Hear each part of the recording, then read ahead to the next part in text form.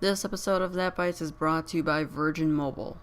What's up, guys? In this episode of That Bites, I'm going to be giving you a review on the Samsung Galaxy S5, so let's get started.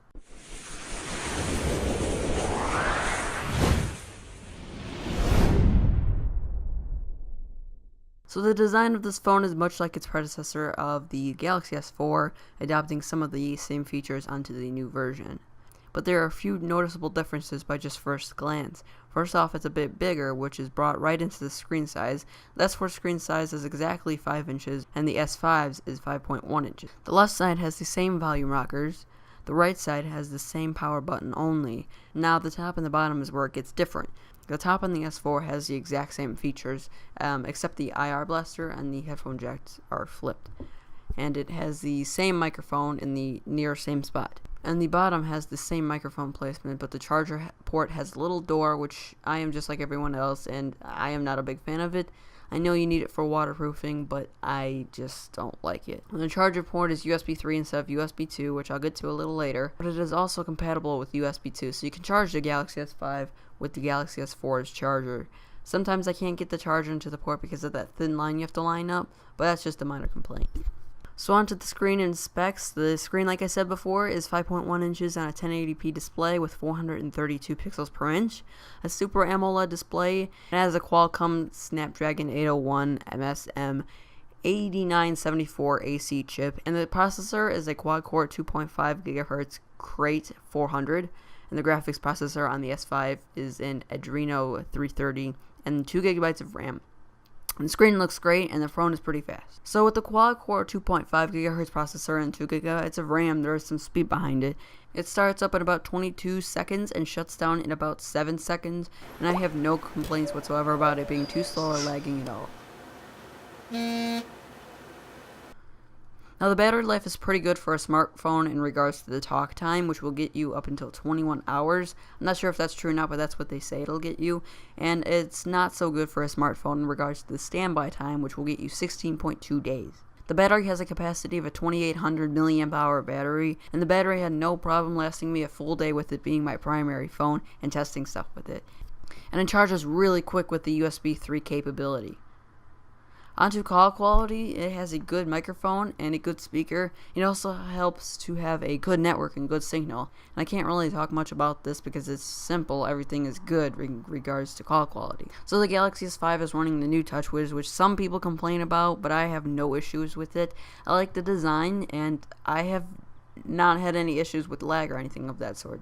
And I think immediately when people hear TouchWiz, they think it's really bad, and it's not that bad in my opinion. Where the Galaxy S5 shines is the camera. The rear-facing camera is a 16 megapixel camera with an LED flash beneath it, and it's tied into the heart rate sensor.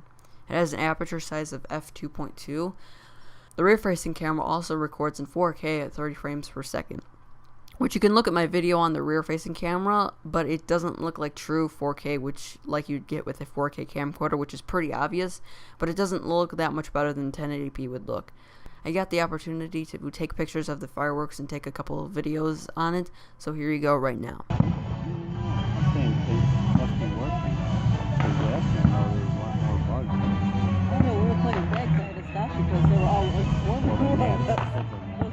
It says it's On the Samsung Galaxy S5's rear-facing camera, and I just wanted to show you the rear-facing camera outside. And I'm here walking a doggy. He's smelling something, but this is on 4K, and I'll show you here how I look in a second. And that's how I look. And yeah, that's basically it. Pretty windy out here, but this is the best I can do outside as of right now because I want to post my review tomorrow. So this is, the sun is right in front of me, and now the sun's behind me. And yeah, that's basically it. I'm gonna go ahead and tell you some of my favorite features on the GS5. One of my favorite features is ultra power saving mode, because there are times where I need the last 25% of the battery, and power saving doesn't do me that much better, and that's where ultra power saving comes in handy. You really get the most out of the last percent of your battery. Another is the fingerprint and heart rate sensors. Now, a lot of YouTubers tell you it's gimmicky feature, but trust me when I say this, I like them and I kept them on. The fingerprint scanner I've kept on the entire time I've reviewed this phone, and it's not so annoying where I have to turn it off. The heart rate sensor is a neat feature too, that if I just got back from a walk, I could see what my heart rate is, and it's pretty cool. I didn't get a chance to test the water resistance on it, but that would have been a favorite feature of mine as well. I actually really like this cover on the back. It's really nice. It's more of a hard cover, and you can hear it. Put it close to the mic.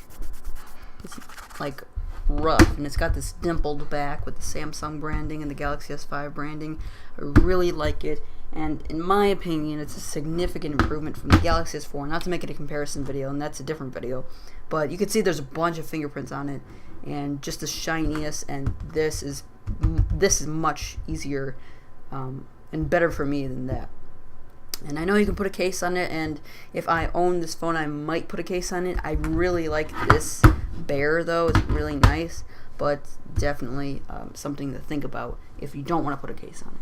My final thoughts on it: if you are due for an upgrade, I would say to get this phone, but don't spend all of your money just to upgrade this phone from a phone that is near as good as this. It's fast, high quality, and has a sleek design, and I like it. Alright guys, I'll see you in the next video. Make sure you like it if you liked it. If you don't like it, tell me in the comments, and I'll see you guys in the next video. Goodbye. Do you want to get the latest smartphones without getting locked into a contract? Virgin Mobile offers great deals on prepaid phones with phones like the Samsung Galaxy S5 and the iPhone 5S. Starting at just $35 a month, you can get unlimited text and data with 300 minutes of talk, and going up to just $55 a month, you get unlimited everything. So go check out Virgin Mobile. This episode of That Bites is brought to you by Virgin Mobile. What is up, guys? In this episode of That Bites, I'm going to be giving you an unboxing on the Samsung Galaxy S5.